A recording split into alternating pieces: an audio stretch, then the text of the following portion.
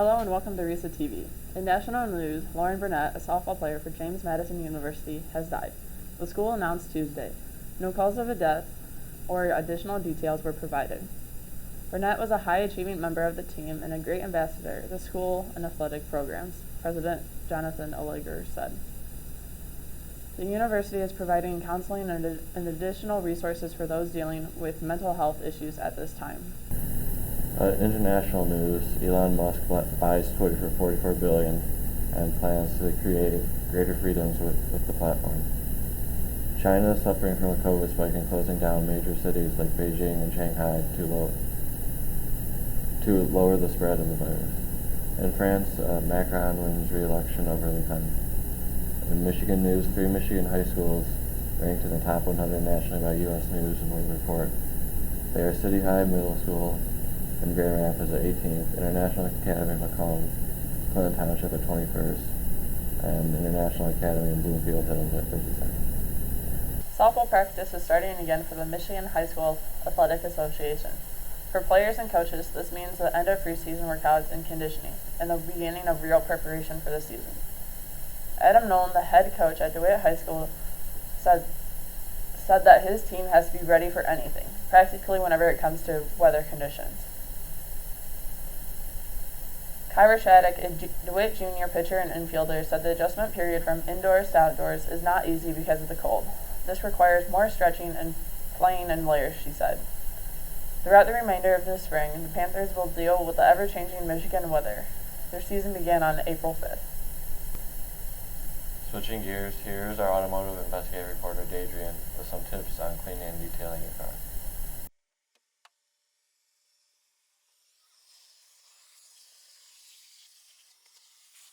Hello, it's Adrian Lockwood, and today we are going to be cleaning out this car.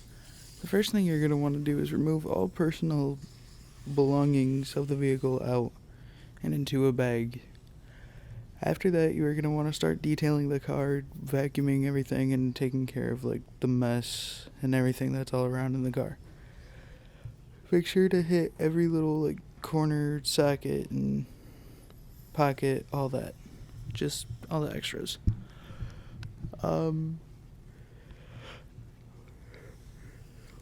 Definitely don't forget, don't throw away their personal belongings. Make sure it is, actually trash. So, check with them and make sure it's all legit trash and everything. And, yeah, that's really about it. Just, make sure it's clean, everything's taken care of, and, yeah, that's really all there is. Alright, well, this is Adrian Lockwood, back to you in the studio. Thanks, Adrian, and here's Magnolia with a special feature on creating animation in our how-to segment. When animating, you first want to figure out what you're going to animate. Then you'll want to probably create a storyboard. Though you don't necessarily have to, it does make things easier. Then you'll want to go into your animation software. I'm using Clip Studio Paint for this, but you can use any animation software you would like. I left my settings at default, but you can change them how you see fit. Then you would create your first frame, and then once you're done with that, you would add your next frame and turn on your onion layer.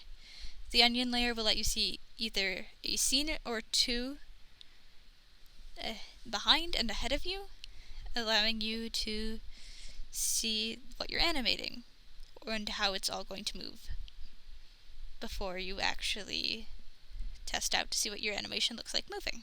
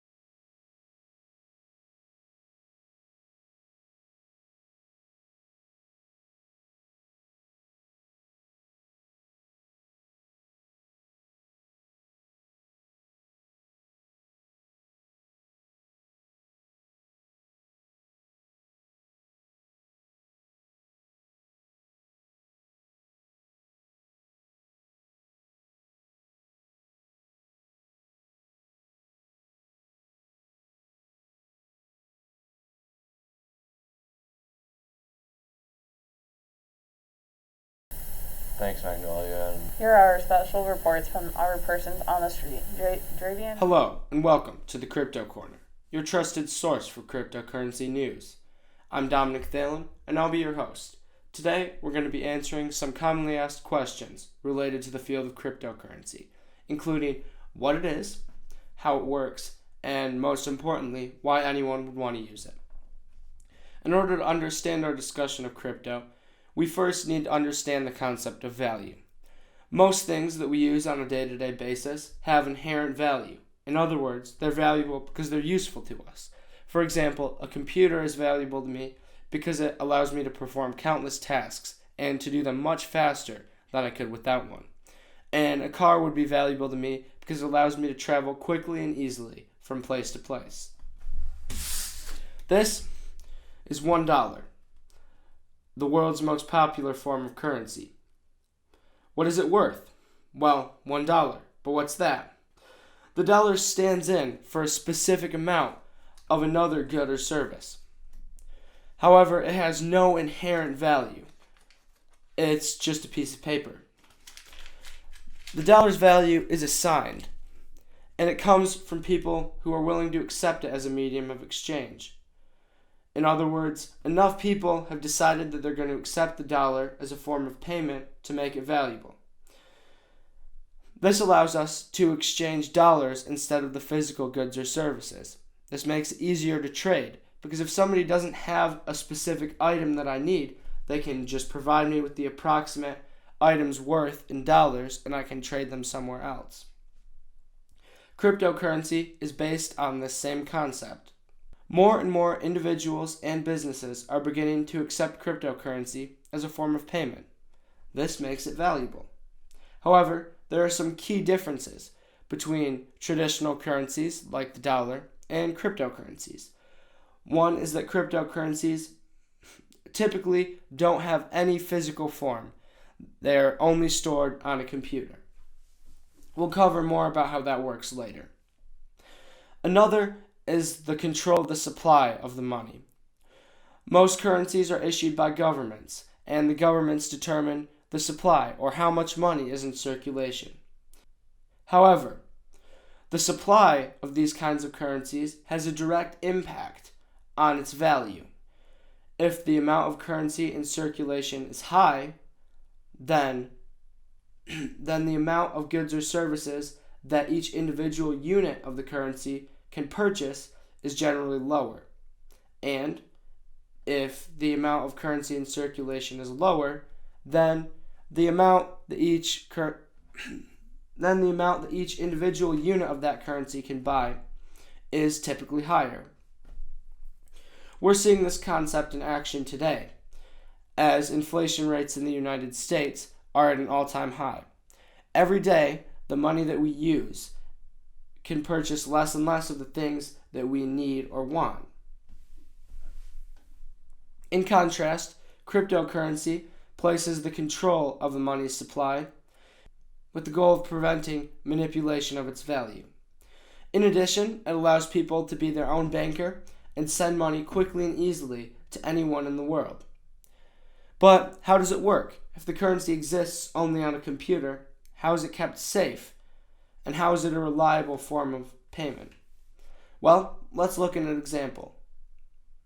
Let's say I need to make a payment to my friend Bob using cryptocurrency. In order to do this, I would need access to my crypto wallet and my private key. I would also need access to Bob's public key, or the address I'm sending the money to. Usually, I would scan the QR code generated by Bob's wallet. Now, cryptocurrency can't actually just be stored on my wallet or even Bob's wallet. This would make it too easy to hack into, steal, tamper with, or destroy, because if the wallet's destroyed, the cryptocurrency is gone. Instead, cryptocurrencies are stored on a decentralized network of thousands of computers called miners. Each miner holds a copy of a ledger or list of all transactions performed with the cryptocurrency to date. Our wallets interact with the ledger to determine how much we have available to spend. When I send money to Bob, one of the miners enters the new transaction into the ledger. The ledger is organized into a blockchain, in which each group of transactions is encrypted into a block and given a timestamp and linked to the next block in the chain. This makes it impossible to change the transaction data in one block without altering all the rest of the blocks in the chain. This increases the security of the network. As a reward for processing my payment to Bob, the miner receives a small fee, or portion of the amount that I'm sending to him. In general, the fees decrease over time, making it easier and cheaper to send money back and forth. The miner might also be rewarded with a newly minted, randomly generated amount of cryptocurrency. Once the miner enters the transaction into the ledger, all the other miners verify it and update their copies of the ledger to be in sync with the latest version. Once this occurs, Bob can access his funds through his wallet and spend them however he wishes.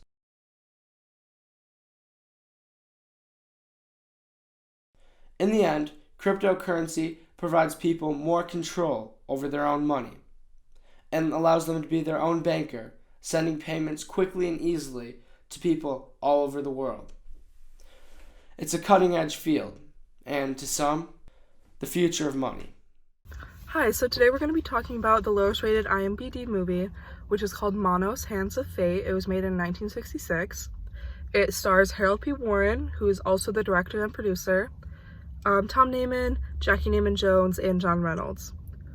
This movie has a 0% on Rotten Tomatoes and a 1.9 on IMDb. And a basic summary of this movie, this family goes to Texas on a road trip. They make a wrong turn while looking for their hotel, and they end up at this mansion owned by this cult.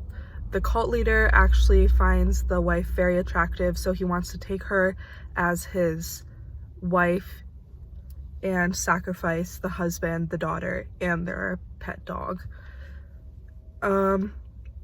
Starting with why I think this movie is so bad is because of the ending. The ending doesn't really make any sense. Like I said, they are trying to sacrifice the husband, the daughter, and the dog, but they don't do that. They just end up getting released, basically, at the end. They just kind of let them go. They don't escape. They don't get, busted by the police or anything. They just kind of are let go, and then the movie ends, and I think it kind of doesn't really make any sense.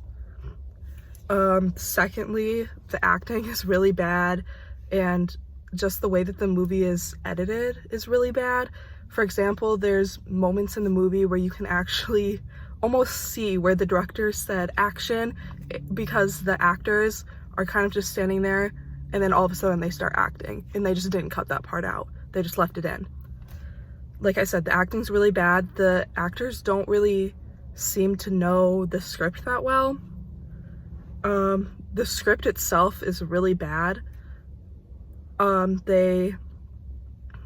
feel like this plot, they had a lot of potential for the plot, but they just didn't go through with it because the script, like I said, it's really bad. The lines don't make any sense, and the movie doesn't really make any sense either, because they have a lot of really random scenes where they don't add anything to the plot. They're just there. For example, they have this scene, or multiple scenes, of this young couple making out on the side of the road, and it adds nothing to the plot. They don't do anything in the movie besides make out on the side of the road, and it doesn't add anything to the plot. Like, they don't do anything. They don't help the police or anything. They just kind of are there. It's like an intermission almost to the movie, because they interrupt the movie with this multiple times. Other scenes run way too long. There's this scene of the wives of the cult leader fighting over whether or not to kill the daughter, but it goes on for a really long time. This scene goes on for at least 5 minutes of them just fighting over the same thing. And I'm talking about like physical fighting, like they are physically fighting for like 5 minutes long, and it's really boring to watch, because after like 1 minute you kind of you don't want to watch that anymore. You want the movie to progress. Some more like minor things that I think are just have to do with how old the movie is, but still made it really bad, was stuff like the audio not lining up, and the camera quality is, obviously it's a camera quality from 1966, but it's also really so bad because you can barely tell what's going on sometimes. Overall, I think this movie had a good plot. I think it had a lot of potential. I just think that with a combination of like the acting and the script writing, I think that it was just not brought to that full potential. I think they kind of wasted it, to be honest. Honestly, if they were to remake this movie now, maybe rewrite the script a little bit, I would honestly watch it again, because I think that the plot, like I said, the plot had a lot of potential, but I think that the way that they executed it is what makes this movie so bad. I wouldn't recommend this movie at all. I wouldn't recommend wasting your time. It's about an hour and 10 minutes long, so it's not really that long, but it's just a waste of time because it's, like I said, it's very confusing and it just is really bad. I don't know what, I'm sorry, I keep saying really bad, but that's all I can use to describe it because it's just not a good movie at all. So don't waste your time, don't watch this movie. That's all I have to say, overall. Thanks, guys. And now, in our music segment, Lars will provide instruction on playing the guitar. Here we go, Lars. Hi, I am Lars. I'm Mr. Puff. And I'm Draven. And I'm gonna teach Mr. Puff how to play the guitar.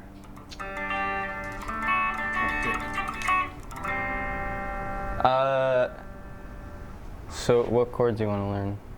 Start with a C. C. This is a C. Open, low E, and then your third finger on the third fret of the A, and then second finger on the second fret of the D, and then you skip the G, and then your first finger on the first fret of the B, and then open, high E. Got it? No. I believe in you. Right there. Yep. Yep. Here? Oh, yeah. Here? Yep. Now play it. Yeah. She's a good girl.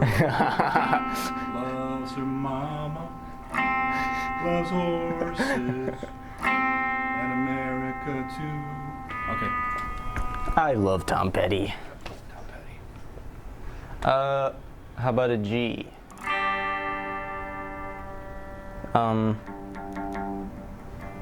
Second finger on the third fret of the low E, and then first finger on the second fret of the A. Just like that.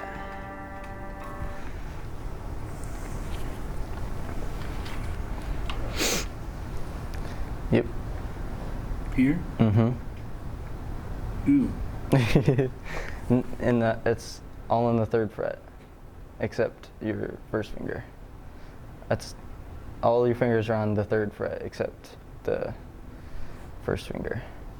That? And this one goes up there. There? And then move that over.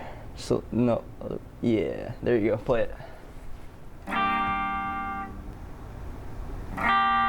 There you go. Now I'm free. Free falling. Yeah. Getting there. All right. Let's do one more. Pretty sure this is a D chord, but I don't know. Like this. Second fret. Okay. Oh. Yeah.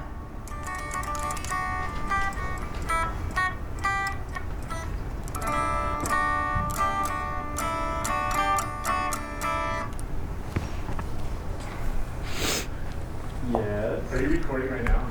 Yeah. Bye. Third. I don't know who that was. Who was that? Oh. Like this? No. Yeah. Well, your third finger goes up a string. No, the other finger. Yeah, and then that was good. Yeah, there you go. Yeah. Dude, he's a natural. the blues. I am blues clues. I am coming for you. It's flooding down in Texas. All my love for you. Oh, the telephone lines are down. And it's Flooding down in Texas. It's too much water. Oh, the telephone lines are down. Oh yeah. Trying to see my baby. But there's too much water. Just can't seem to get a sound. 'Cause the telephone poles are down. Yeah. Woo! I'm Mr. Puff, and this is I forgot. Lars. Back to you in the And studio. Draven. Thanks, Lars. Well, that's our show. Have a pleasant day, RESA TV.